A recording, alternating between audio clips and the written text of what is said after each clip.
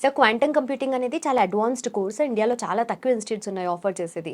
So మన quality థాట్‌లో quantum కంప్యూటర్‌ని offer చేస్తున్నారని విన్నాము కోర్స్. అయితే దీనికి జాబ్ ఆపర్చునిటీస్ ఎలా ఉంటాయి? అండ్ ఫ్యూచర్ ఎలా ఉంటుంది? క్వాంటమ్ కంప్యూటింగ్ అనేది ఇప్పుడు ఏఐ తరువాత ప్రపంచంలో ఉన్న టెక్నాలజీని డెఫినెట్‌గా ముందుకు తీసుకెళ్లే రెవల్యూషనరీ క్వాంటమ్ కంప్యూటింగ్ అని చెప్పొచ్చండి. ఓకే. ఈ క్వాంటమ్ కంప్యూటింగ్ గురించి చాలా కంపెనీస్ వరల్డ్ వైడ్‌గా అంటే ఐబీఎం గానీ, ఎన్‌విడియా గానీ, మైక్రోసాఫ్ట్ ఇలాంటి చాలా కంపెనీస్ చాలా రీసెర్చ్ చేస్తున్నాయి. సో ఈ క్వాంటమ్ కంప్యూటింగ్‌లో ప్రస్తుతానికి చాలా రకాల అవకాశాలున్నాయి. అంటే క్వాంటమ్ ప్రొడక్ట్ మేనేజర్‌గా వెళ్ళొచ్చు, క్వాంటమ్ అల్గారిథమ్ డెవలపర్‌గా వెళ్ళొచ్చు, క్వాంటమ్ రీసెర్చ్ సైంటిస్ట్‌గా వెళ్ళొచ్చు, అలాగే క్వాంటమ్ క్రిప్టోగ్రఫీ ఇంజినీర్‌గా వెళ్ళొచ్చు.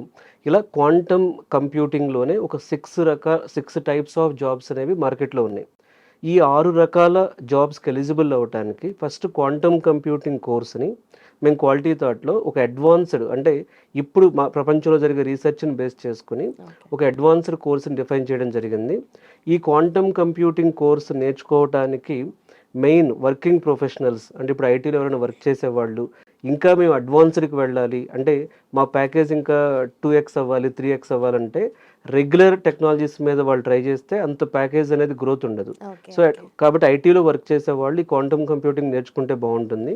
అలాగే మనకు ఐటీలో కాకుండా ఫ్రెషర్స్ కూడా ఇప్పుడు బీటెక్ చదివే వాళ్ళు ఎవరైతే ఉంటారో వాళ్ళు క్వాంటమ్ కంప్యూటింగ్ల మీద మేము సర్టిఫికేషన్ చేశామని చెప్తే వాళ్ళకి అడ్వాంటేజ్ ఉంటుంది. ఓకే. సో మనం క్వాంటమ్ కంప్యూటింగ్లో ఏం చేస్తున్నాం అంటే క్వాంటమ్ కంప్యూటింగ్ ట్రైనింగ్ ఇస్తున్నాం.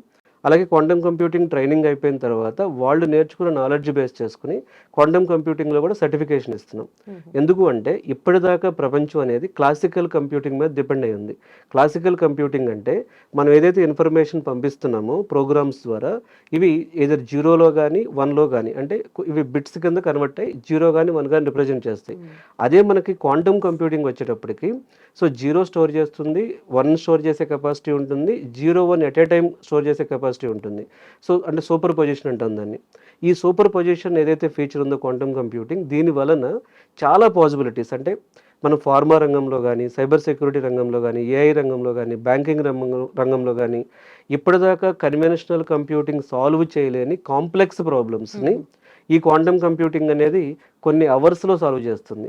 అంటే ఒక ప్రాబ్లమ్‌ని స్టెప్ బై స్టెప్‌గా కాకుండా సో ఎట్ ఏ టైమ్ ప్యారలలిజంతో సాల్వ్ చేసేది క్వాంటమ్ కంప్యూటింగ్ అండి. సో ఈ క్వాంటమ్ కంప్యూటింగ్ నేర్చుకోవటం, దీనిలో సర్టిఫికేషన్ చేయటం అనేది సో ఇప్పుడు అడ్వాన్స్డ్‌గా ముందుకు వెళ్ళాలి టెక్ ఇండస్ట్రీలో అనుకున్న వాళ్ళకి చాలా ఉపయోగపడుతుంది. దీని గురించి మనం ఎవ్రీ సాటర్‌డే క్వాంటమ్ కంప్యూటింగ్ మీద ఒక అవేర్‌నెస్ క్లాసెస్ కూడా తీసుకుంటున్నాం ఓకే. వాళ్ళకి. Done sir. Thank you so much.